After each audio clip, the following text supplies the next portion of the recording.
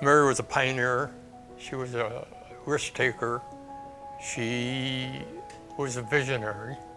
She saw a situation with her nephew. Butchie wasn't getting any services, and so she formed a school. She believed it needed to be done, and so we were all going to do it. She wasn't a parent. She wasn't an educator. She wasn't a social worker. You know, she went door to door, person to person. She just did it from a complete grassroots approach. She did it at a time when professionals said children should go to institutions. It was her and a few parents who had this radical notion that children shouldn't be institutionalized.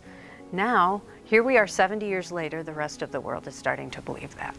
The community is a very different community. It was not open to new ideas, but Mary was determined. She really had no substantial funding or substantial benefactors. You know, she started this 70 years ago for one little boy. And now we have 58 classrooms, we have 450 some odd kids. So she was a woman well before her time. She put her heart and soul into this place when people said it couldn't happen. She had a strong sense of equity and right and wrong and fairness. She probably, more than anyone else, drove the state and the city to begin to provide transportation for handicapped children. This was 40 years before the American Disabilities Act. 40 years before. Some of the people that just felt that they said to me, "You're wasting your time. You're never going to get any place with this." In fact, one educator in this community said within 6 months they'll be out of existence.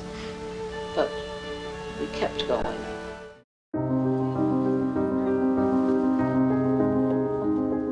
When I came here, people said, it is like the best kept secret in Rochester. Why? Let's not keep this a secret, for Pete's sake. Goods and services at stores. The community learns about the agency through all of us. There's a lot of supporters in the community who actually say, oh, Mary Cariola, I know that place, but they haven't been in. Our students have an experience that's guided by an interdisciplinary team. The speech therapist, the occupational therapist, the vision therapist, the physical therapist, the music therapist, the teachers, the behavior therapist, working together to figure out how to maximize learning. We don't fit kids into a program. We build a program for kids.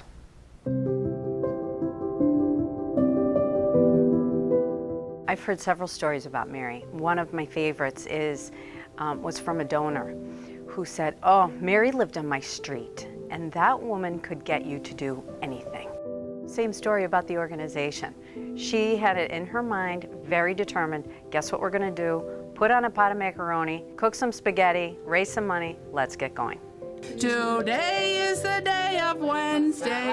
I did meet Mary, and it was kind of like meeting the Queen of England. She was this tiny little lady sitting in a pink Queen Anne's chair. I remember this like it was yesterday. She looked up at me and she said, you're a nice girl, I can tell. Love my kids. And then she put her hands on my face. And look, I'm choked up by that, because to this day, when I'm having a hard time, when I'm thinking about it, when a child has passed, all of those hard times, I think of Mary looking at me. She started something, and I feel as though I'm trying to continue what she started, of giving a voice to these children. Are you wonderful? And you're sweet? And you're smart? Yes. It gave you comfort that other people were going through this. And also seeing your child make some progress, which, you know, frankly, you didn't think was going to happen. I think what would be probably one of the more amazing things to her is the advancements of our staff. I think she'd be amazed to see how far that we've come from that little schoolroom to now, and all the services they get and all the different things they get to experience that they probably wouldn't had they not come in. If she walked into one of our homes today, I think she would be absolutely amazed at the adaptations that we've made, that parents' lives are better, that they can spend quality time with their children and still feel like they have a balance in their life. It's your turn to play. I think the other thing she might be really surprised about is how many babies are living and having a quality of life, and they're gorgeous and they're having fun. We often hear parents tell us, I never thought he would be able to do that. I never thought he could communicate. I never thought he could walk. But they've come that far because staff are engaged, creative, thoughtful, and dedicated. And in fact, very much like Mary, don't accept we can't do that as an answer.